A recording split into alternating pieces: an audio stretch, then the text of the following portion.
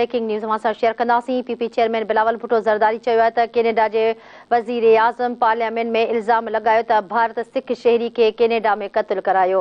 ही तमामु वॾो इल्ज़ाम आहे जंहिंसां भारत दुनिया ॾों वाइको थी वियो आहे।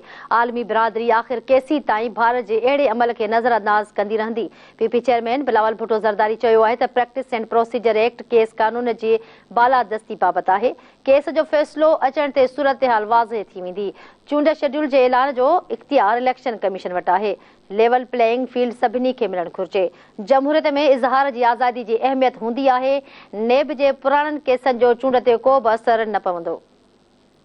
इहो नथो थी सघे त सिंध जी तरक़ियाती बजट इस्तेमालु करण जी इजाज़त न हुजे ऐं ॿियनि सूबनि खे हुजे। हिकु भेरो ॿीहर नासी नवां खे आगाह कंदासीं। पीपी चेयरमैन बिलावल भुट्टो ज़रदारी चयो आहे त कैनेडा जे वज़ीर आज़म पार्लियामेंट में इल्ज़ाम लगायो त भारत सिख शहरी खे कैनेडा में क़त्ल करायो आहे। अवां खे आगाह कयो पिया। अॻूणे परॾेही वज़ीर बिलावल भुट्टो ज़रदारी जो चवणो त ही तमामु वॾो इल्ज़ाम आहे जंहिंसां भारत दुनिया ॾों वाइको थियो आहे।